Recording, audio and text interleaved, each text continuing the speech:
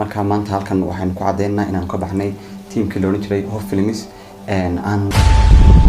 welcome to Diamond Films. koox baan ugu ogeydeen Hope Films la yiraahdo ka rogo hadana saar waxaanu maanta jaaha ka qaadnay koox la yiraahdo Diamond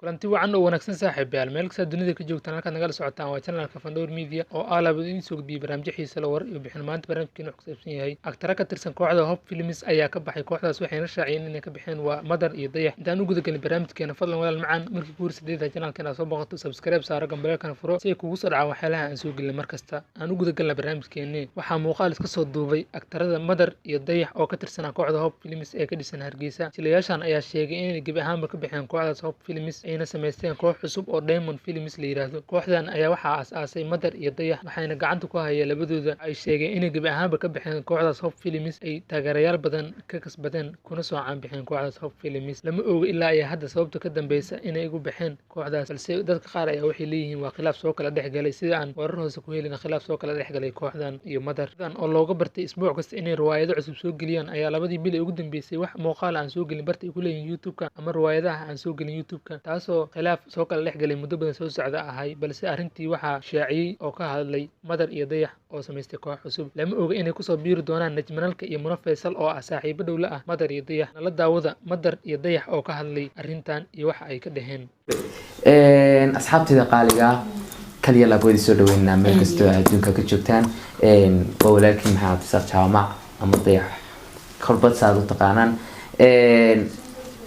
koox baan ugu ogeydeen Hope Films la yiraahdo ka rogo hadana saar waxaanu maanta jaaha ka qaadnay koox la yiraahdo Diamond Films oo aanu aasaasnay isla waqti xaadirkan aan taaganahay aan ku dhawaaqnay saad arkaysaanba magacaygu waa ismu Fahad Maxamed ama maskaran kolba kaadi taqaanaan channelkan aad arkayso waxaan u aasaasnay si aan baahiya bulshada aanu dhamaystirno maadaama aan in badan ka yar maqnayn indhaha dadka waxaan doonaa waxyaalo xiiso badan oo aad u qurux badan inaad halkan ka daawato saad arkayso waxa weeyaan Diamond Films waa xafladiisa bandhigitaankooda aad baan ugu faraxsanahay inaan koox sidan oo kale aan imaado haatan asxaabtida qaaliga waxaan doonaynaa inaan ka gijarno maanta waa daahfurkii kooxda Diamond Films keega markaan jarno ka bacdi filmanta saa u qulqulaya hadii ilaahay keega loo cunayo ها في المنطقة وين كهيجون كهيجا صنشرنا asxaabtayda qaaliga waxaan u sheegaynaa in ay xagga nagala socon doonaan insha Allah haddii aad filim nagu barateen iyo waxyaabo kale qurux badan ba halkan ayaad kala socon doontaan insha Allah Diamond Films insha Allah waxaan ka rajeynaa subscribe like comment share inta wayna nala garab taagnataan saad markii hore noo garab taagneedeen nadim kana noo garab taagnaatan waa walaaladii Madar insha Allah waxaan ka rajeynaa bil gudaheed inaad boqolka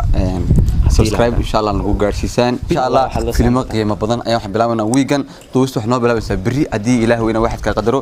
weekend gudihiisana insha Allah waxaan soo gudbin doonaa filmaan aad iyo aad idin xiiso geliya waa walaalkiin Dayax iyo walaalkiin Madar oo idin leh kulanti dambe oo aan